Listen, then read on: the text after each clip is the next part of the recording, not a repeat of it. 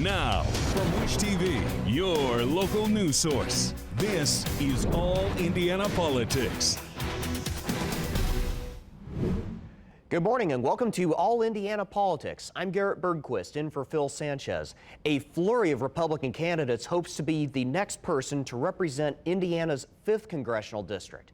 Congresswoman Victoria Spartz has not filed to run for another term and has indicated she's not interested, though she hasn't outright stated she's done. Mark Hurt is a lawyer and a former assistant to Senator Dan Coats. He talked to our Phil Sanchez. 100%. You're joining a crowded field here, Mark. Before we get started on the politics of it all, let's go into your background a little bit. Introduce yourself to our listeners and our viewers. Yeah. Interestingly, my mom rode the school bus with James Dean. I'm from that Fairmount area. Wow. And only candidate that was born and raised in the district. But brings some unique experiences. I used to work for Senator Dan Coats, helped Congressman Fred Grandy. Fred was gopher on the Love Boat. So I was gopher's gopher prior to helping Senator Coats. But did a lot of things, drafting amendments, bills, professional committee, managing floor debate. Clarence Thomas's wife, I remember in the family medical leave debate. So I'm the only candidate that has federal experience, Washington, D.C. experience. And when I married my wife, Nancy, who worked at INB as a stock analyst, she was transferred to Detroit, and I moved to Detroit and helped Governor John Engler as his health care policy advisor. When I was in D.C., I helped to develop the health savings accounts back in the early 90s. But I combined that. I went to Taylor University, close to where I live, then Baylor University, and had a focus on foreign policy, so I'm very interested in that. And then uniquely, last 25 years, just a lot of sweat equity, running a small business, law offices in Kokomo and Noblesville. For 25 years. How do you differentiate yourself from the other candidates for the primary? Yeah, I reference one, I'm the only person born and raised here. I don't think a lot of other folks were around Mud Sox when it was 100 people there in Fishers. Yeah. Secondly, the experience in D.C., none of the others have that, except Max Engling helped Speaker McCarthy for a couple years there on Capitol Hill. I don't think any of them have run a small business for 25 years and done a second job prosecuting part-time. The prosecuting really, and I see it in my guardianship practice on estate planning, I'm getting a lot of mental health cases, and there's a real need. I'd say a third of the people in jail have a mental health problem. And sometimes it'll be a dual diagnosis. Maybe they're self-medicating with marijuana. It's all types of problems. And I'm getting a lot of clients, ladies, college educated in their 20s to 30s, they have a chemical change and they need medication. And then for a short term, they need some assistance, sometimes hospitalization to work through the psychosis or the changes in the chemistry. Yeah. So I've been telling people with the mental health, equal opportunity employer, it doesn't look at income, age, but that's a big need. I really, in the healthcare arena, want to do more to keep people out of jail, lower cost, but then get more community-based care and do that in a way where we still have a private sector health market. Getting concerned about some of the movements towards socialism. Under Obama, there had been a big push to move more power to hospitals. Right. How do you do that? How do you make those changes? Yeah, it's a little piece at a time. The government programs, Medicare, Medicaid, and VA, you're looking at over 50% of the market. One of the big things I tried to do when we put together a health plan when Senator Coats ran against Joe Hogshead is we were trying to keep things local, community-based health centers. Doctors there can treat asthma, preventative care, save money, and the local people, maybe they're migrant, maybe they're low income, they get to see a doctor. Secondly, you got small businesses, a large number of the uninsured, they work full-time or part-time, but they're at small businesses that can't afford to offer health insurance. So a key question in the equation is, how do you help those people? They're working, and Mike Pence had the health savings account in Medicaid, but you've got to figure out something where they have skin in the game. We remember Mike Braun using that term last election, but not only skin in the game and individual responsibility, someone helping them, especially someone not as educated, might need help on asthma, diabetes, a lot of these things that people work through on a daily basis. A couple other ideas I had on healthcare. Why not attorneys, hardware store owners, pharmacies, build on your business commonality, cross state lines, have bigger purchasing pools. That'll help you get more discounted rates, be on a more level playing field. Yeah. Indiana, we pride ourselves in some other things where we had keen initiatives, but when I was there, Hatch and Kennedy passed the Orphan Drug Act, and that's getting pharmaceutical and medical device products out to smaller population groups, but they have an incentive to do that so that they can recoup their investment, and then we expand that and use it worldwide. So, I'm a supporter of the medical device, pharmaceutical industry. It's strong here in Indiana, Warsaw being the capital. So healthcare, mental health, two big issues for you. What else is big for Mark Hurt? Yeah, immigration reform, we look at the polling, inflation in economies, number one. Very opposed to the qualitative easing and the printing of money. I think it's caught up with us. And I really want to see systemic reform and deficit reduction. I think you have to preserve and protect Medicare and Social Security. That was a promise made to those paying in right now, people living on Medicare and Social Security. But we need systemic reform on the appropriation bills. So you have a process, I think the new speaker will be good at this. Firm deadlines on committee hearings, transparency, amendments, and then move it to the floor with transparency, amendments, and zero-based budgeting. I see Nestle and Coca-Cola doing it. Instead of saying we spent X last year and we start with X plus, why don't we come in and say, you need to prove why you need more money? And I think there's some agencies where we need to cut some spending, like, say, Department of Education. I think it didn't exist until President Carter in the late 70s. Right. I think there's a need for it in Title I and II, special needs kids, lower income states, say Mississippi, where you're giving some assistance, but a lot of the ideology and some of these other programs, that's not a federal role. Money needs to be eliminated. Keep the power and the money at the local level. Why not have school choice like we have in Indiana, where you can choose which district you go to, apply that nationally?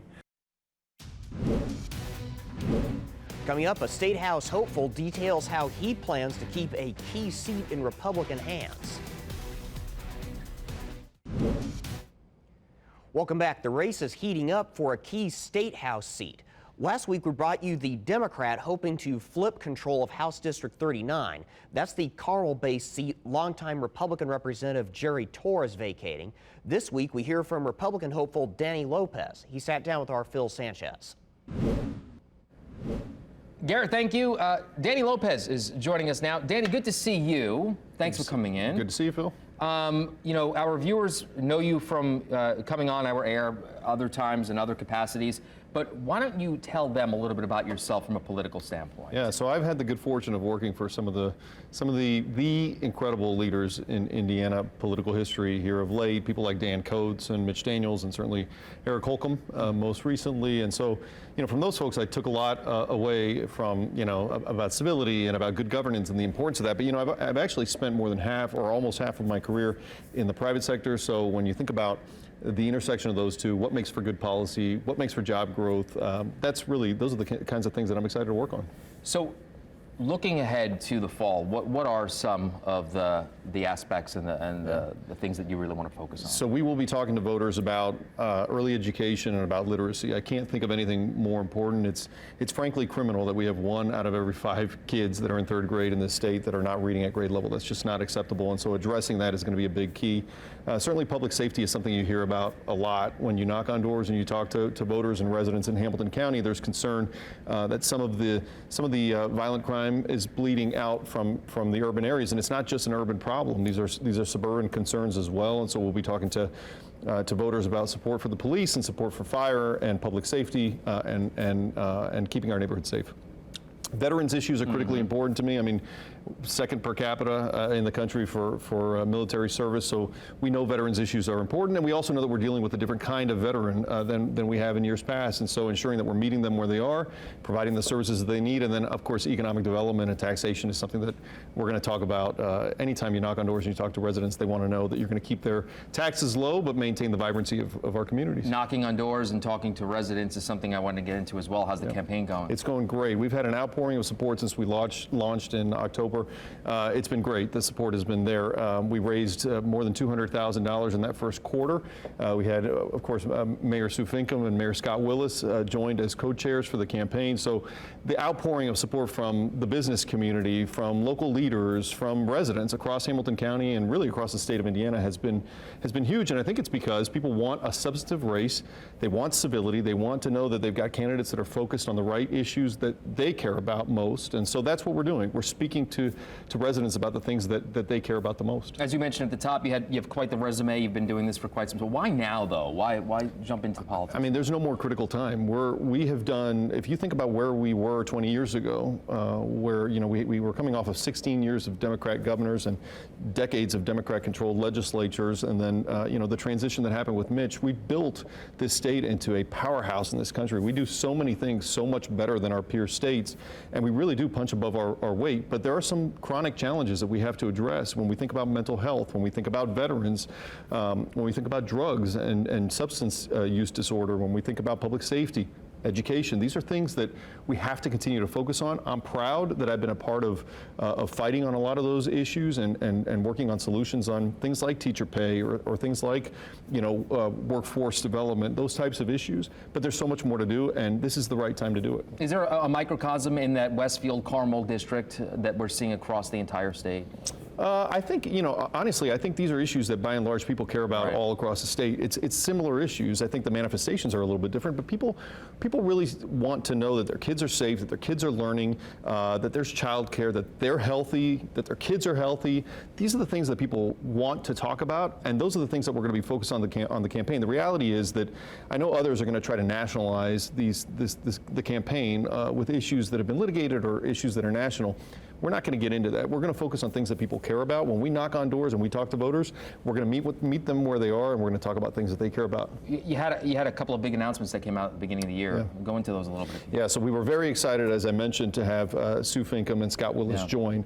Again, I believe, so much of what happens in the legislature is really working with locals and ensuring that they've got the flexibility and the resources to do incredibly innovative things. You're seeing that in Hamilton County. You're seeing that in a lot of cities, actually, a lot of innovative work. And so at the legislature, we should be thinking about that. So to have Sue and Scott on board so early is tremendous. And then, of course, the fundraising, which is important. It's an important aspect of this. And again, these were largely, people who saw our campaign out of the gate, understood that we're going to be a campaign that is young and energetic and youthful and speak to key issues, and they wanted to get behind it. And so we were very fortunate to have a great outpouring of support. I have less than a minute left. Looking forward to the rest of the year. It's going to happen quickly. I mean, with January, I joked today, I said, it feels like January has been 2 months, but it happens quickly. It so does. What can we expect from you? It does. You're gonna know that our campaign is active. You're gonna hear from me, and you're gonna hear from us in the campaign. We're going to be out knocking on doors like crazy. I mean, that is what drives these elections. So we'll be out connecting with voters. We'll be at all kinds of events, and we'll just be visible. We're going to be visible and talking about things that people care about. We'd like to have you and your opponent back on at some point throughout the year. We'd love that. Thank you, Phil. Thank you, sir. Appreciate it. Thank you. Take care. Coming up, Indiana's best political team tackles the New Hampshire results and a Medicaid issue that's turned into a political football. Welcome back to All Indiana Politics as we welcome in two members of Indiana's best political team, Republican Allie Bartlett and Democrat Dana Black. Let's begin with the New Hampshire primary. Allie, Donald Trump won by roughly 11 points despite the large presence of independent voters there. Has he effectively clinched the nomination? Does Nikki Haley have any path forward at this point? Honestly, just being totally honest, I was surprised that she is going to continue at this point. I'm not surprised given that she is tenacious in that way, but we're seeing pretty clearly where Republican voters are right now in the primary process. Obviously, the next state is South Carolina, which is her home state. So I think, there is some hope for her there. We'll have to see how it plays out. Dana, Joe Biden's name was not on Democrats' ballots in New Hampshire. That's because Democrats changed their primary calendar to begin with South Carolina. We should note he still won on a write-in campaign. Did that decision unfairly disenfranchise Democratic voters in New Hampshire? And should Democrats do this again in 4 years?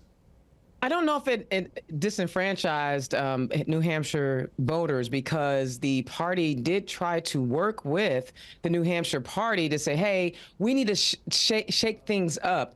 And the reason why they need to shake things up is because New Hampshire and Iowa are not really representative of the nation and our party at large, whereas South Carolina is a more diverse community, is a more diverse state, and it allows places that have, real diversity within those states to have a say in the primary. Now, the cool thing about it was, even though his name was not on the ballot, he still won. He won overwhelmingly. There was a huge write-in campaign where people were able to write President Joe Biden's name on the ballot, and he still won. That just tells you the power of his campaign and his presidency.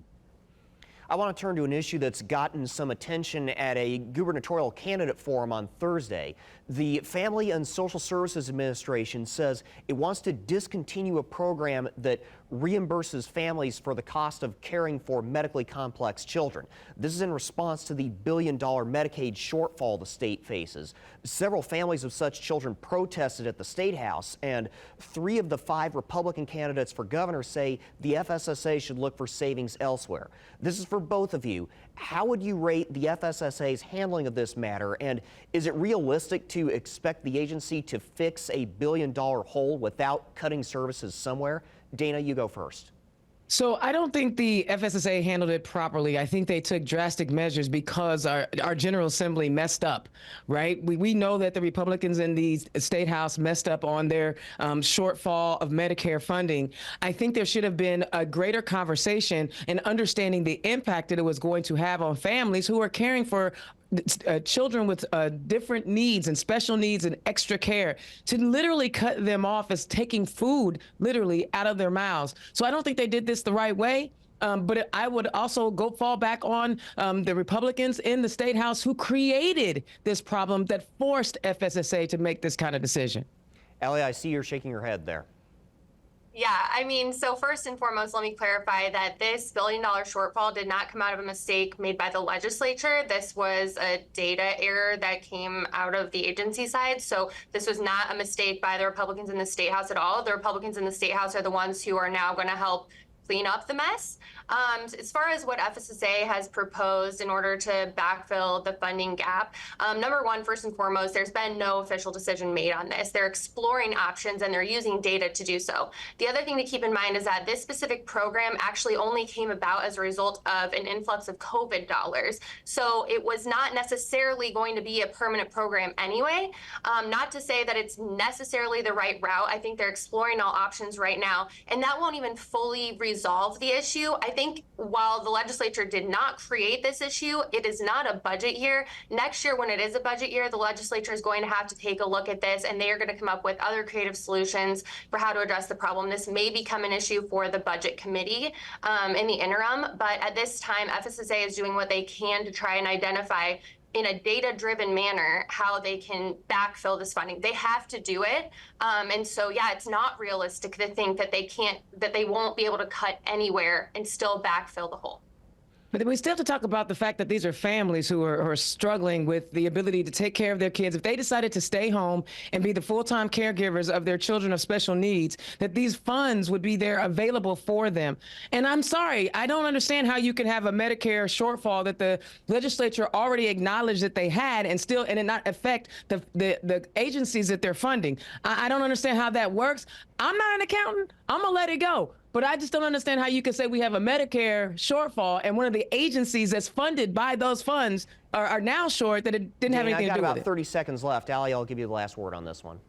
Yeah, so basically what I want to say is that, yes, there are going to have to be cuts to some programs somewhere because that's what FSSA does. And by the nature of what that agency does, it is going to impact people on some level. It's impossible not to. Again, this was a program that came about as a result of an influx of COVID dollars.